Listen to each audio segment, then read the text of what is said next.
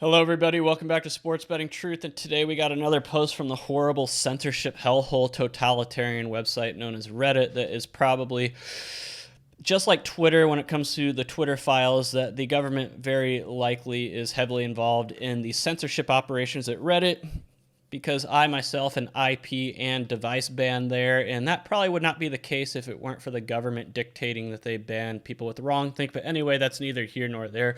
We are here to talk about this post on the Sportsbook subreddit that says, asked by user throwaway3105, are parlays ever plus EV? Are parlays ever positive expected value? So he wants to know, say you have a track record of 80% on minus 240 games, which met several criteria you've set for yourself. Now, given the choice between single and two-leg parlays, would it be better to parlay? Basically, he's asking, I'm not going to read the whole thing. Basically, he's asking, would it be better to play them individually or would it be better to parlay them? This is a great question. Hypothetically, and I say hypothetically, if you do, in fact, have positive expected value on your bets that can be scientifically and quantifiably measured, then parlaying those bets can be plus expected value.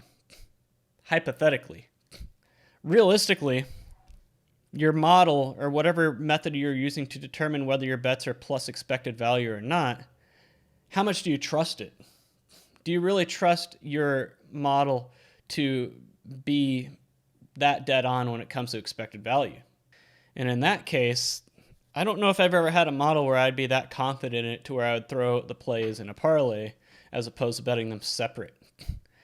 And this is why I think realistically the answer is no, because you really need to trust whatever you're using to determine whether your plays are plus expected value or not.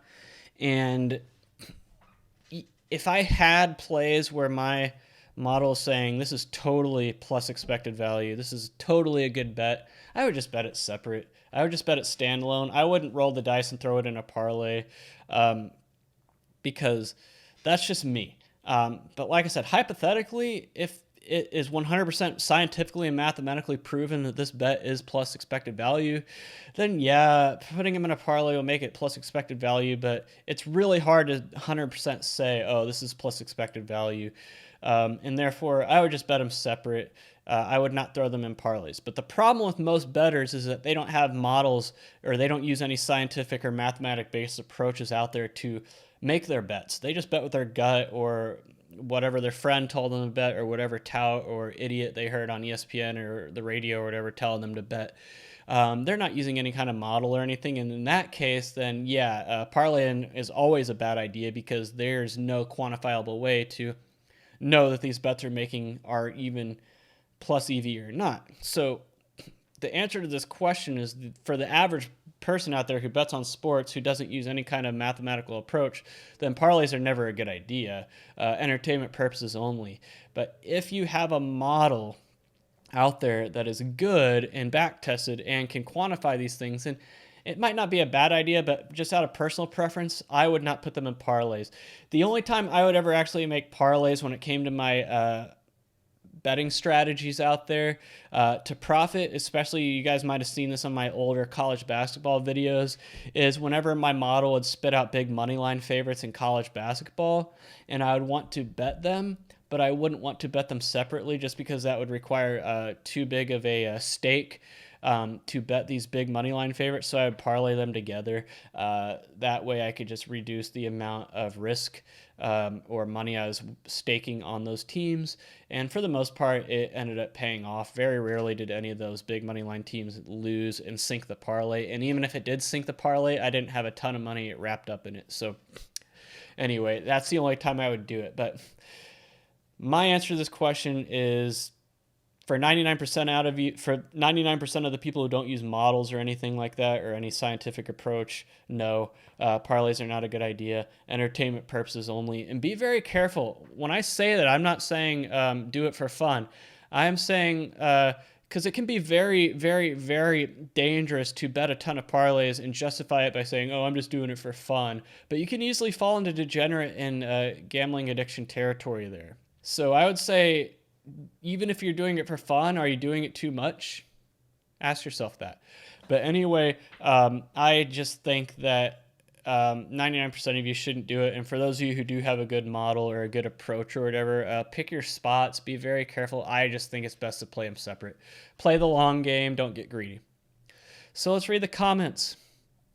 Peruvian Hope. He usually has some pretty good comments here. It's super hard to find one good plus EV bet, but the average bettor makes a lot of minus EV bets, but gets confused because sometimes they win. It is super hard to find one good plus EV single bet. It's almost impossible for an average bettor to make a 2-leg plus EV parlay. Peruvian Hope is 100% correct there. The average person, it's hard enough to find one plus EV bet out there, guys. It really is. Good luck finding 2 or 3 or 4 of them. It really is. Even if you have a model, like I said, how much do you really trust it?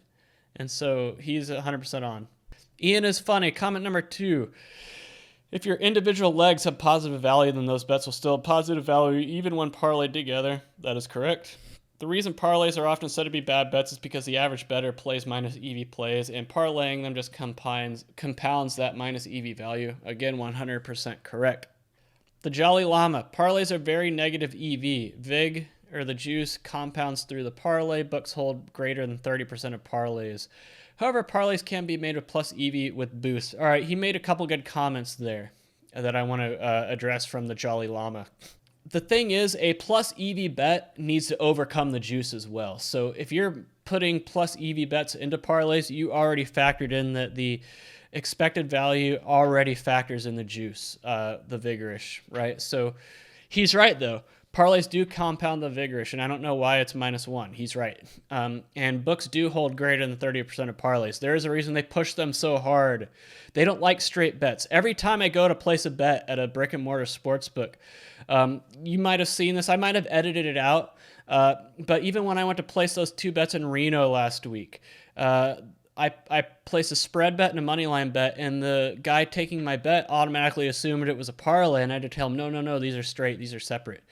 It happens every time. They always assume I'm making parlays because most average bettors, first of all, are making parlays. Very rarely when I'm in line at a brick and mortar book in Las Vegas do I see the people next to me or in front of me making straight bets. I never do. They're always making parlays. There's a reason, because they hold so much more money off of parlays, and the Jolly Llama is right. And the other thing he said that's technically correct is parlays can be made plus expected value with boost and promotions and all that. And yes, a lot of books out there do have promotions when it comes to parlays, favorable payout tables and stuff like that. But I think that's an exception, not the norm. You can't go in expecting to take advantage of that day in, day out. All right, the Grandmaster Grizz says, if you're going to play 2 events and roll over your winnings from the first to the second, but they are both on at the same time, the only one to achieve that is a parlay. Parlays aren't always the boogeyman that people make them to seem. Well, the thing is that if they're on at the same time, maybe, you might want to parlay them, but there's a downside to that. There's the upside is that, you get your action in on games going on at the same time. The downside is what if the first leg hits and then you roll over all your winnings to the second leg and it loses? It's going to be the same end result either way. Only Fang says they're minus EV. I don't know why he has 7 downvotes there. He's absolutely right.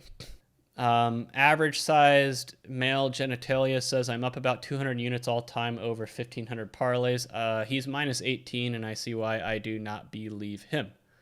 EA Shayuki says if the straight bets are plus EV, parlays even more are plus EV. For example, with 10% expected ROI on 2 single bets, a 2-game parlay with those 2 plays will have a 21% expected ROI. If you have 4 such plays available, a 4-game parlay with those 4 plays will have a 46.4% expected ROI, so your expected value almost quintuples. So before I go to the second part of his post, he's not wrong. The problem is finding a play with a guaranteed, mathematically and scientifically proven 10% ROI is a lot easier said than done. It really is. It really is.